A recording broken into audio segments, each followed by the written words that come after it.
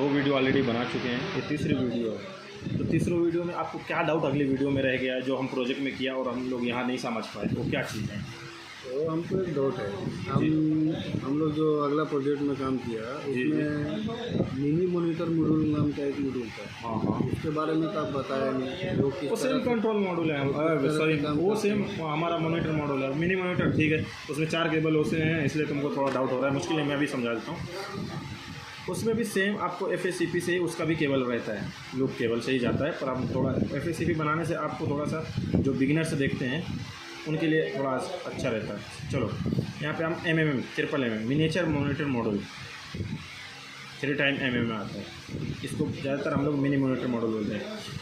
सारा अगली वीडियो जो फर्स्ट वीडियो देखेगा उसको ये चीज़ भी समझ आएगी, बट अभी हम बात करेंगे MM की, ठीक है। मिनिएचर मॉनिटर मॉड्यूल ये ज़्यादातर हम लोग कभी छोटी जगह जो कन्वेंशनल टाइप हैं, जैसे ब्रेक ग्लास भी आता है कन्वेंशनल टाइप, उनके लिए यूज करते हैं। और थर्मल हीट डिटेक्टर आउटडोर में जो लगते हैं उनके लिए ज़्यादातर हम थर्मल हीट डिटेक्टर की वीडियो ऑलरेडी हम लोग बना चुके हैं, उसमें से लोग जाकर देख सकते हैं, पिन कमेंट में लिंक भी मिल जाएगी, मुश्किल नहीं। हम अभी मिनिएचर मॉनिटर मॉडल की बात करते हैं, ये इस तरह से होता है। अभी इसका हम लोग डायग्राम एक बनाएंगे, मिनिएचर मॉनिटर मॉडल का डायग्राम बनाएंगे, ठीक है। ये स्विच हो गया, जो प्रोग्राम स्विच है, यहाँ से 2 केबल निकलेगा और यहाँ से 2 केबल निकलेगा।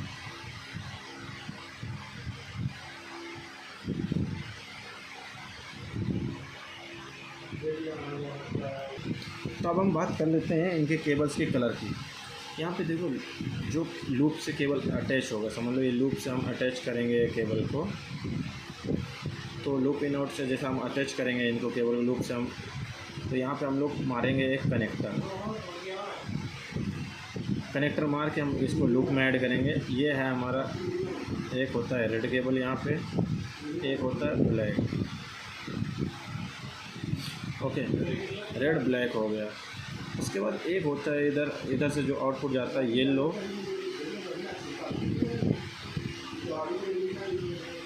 एक वायलेट टाइप का केबल, वायलेट जो भी है, मुश्किल नहीं, ठीक है। सेकंड बात करेंगे, ये इस तरह से केबल होते हैं,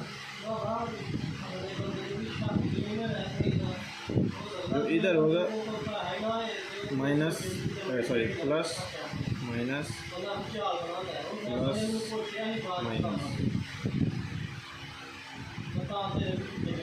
ओके, इस टाइप से होगा। उसके बाद ये, अब आपको थर्मल हीट डिटेक्टर में आप काम किए हैं, तो थर्मल हीट डिटेक्टर में जो आप यूज किए हैं वो इस टाइप का थर्मल हीट डिटेक्टर आपका था, जिसको मैं आपको यहाँ डायग्राम में बना देता हूँ।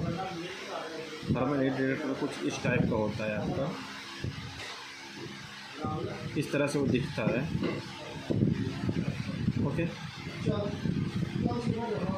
उसमें भी 4 वायर होते हैं, उनके वायरों का कलर वाइट और ब्लैक होता है। 4 वायर में 2 वाइट और 2 ब्लैक।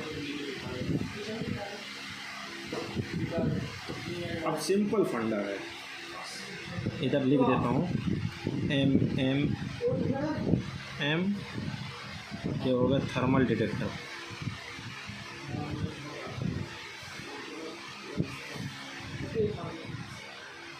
ये भी बात होती है थर्मल डिटेक्टर यूज कहाँ होता है। ये ज़्यादातर जैसे तुम्हारा ट्रांसफार्मर रूम हो गया, ट्रांसफार्मर, और जो आउटडोर के लिए ज़्यादातर यूज किया जाता है, आउटडोर में ज़्यादा। इसमें देखो, ये 2 केबल आपका हो गया, यहाँ पे कनेक्ट हो गया, और सेकंड केबल यहाँ कनेक्ट हो गया, ये हो गया। बचा 2 वायर, जो बचा 2 वायर, इसका पहले कलर वाइट है, वाइट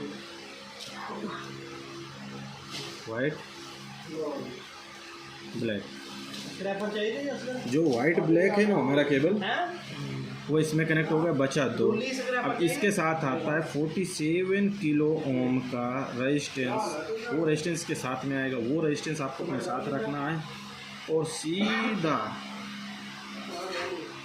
एंड ऑफ लाइन में कनेक्ट कर देना है। 47 एंड ऑफ लाइन,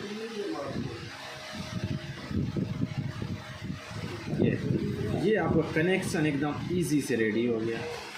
अब इसमें क्या नहीं आपको समझ आया ये बताओ। ये लूप के अंदर मैं सिंगल इधर हम लोग बताया है, तो इसके अंदर 2 वायर होते हैं। यहाँ पे हमने 2 वायर निकाल दिए इसीलिए ताकि आपको इजी समझ आ जाए। यहाँ होता है कितना नंबर डालना है, 1 2 3 4 5 6 7 1 2, ये 16 1x है, 10x है, इसी तरह होता है 3 4 5 6 7 8 9, इसे 15 तक रहता है, 15 16 तक। तो इस तरह से ये कंप्लीट हुआ, ये इस तरह से कनेक्ट होता है। अगर बिल फर्ज यही चीज़ आपको ब्रेक ग्लास में mini monitor module break glass के अंदर फीड करना रहता है कभी कभी, तो आप ब्रेक ग्लास से भी सीख लेते हैं।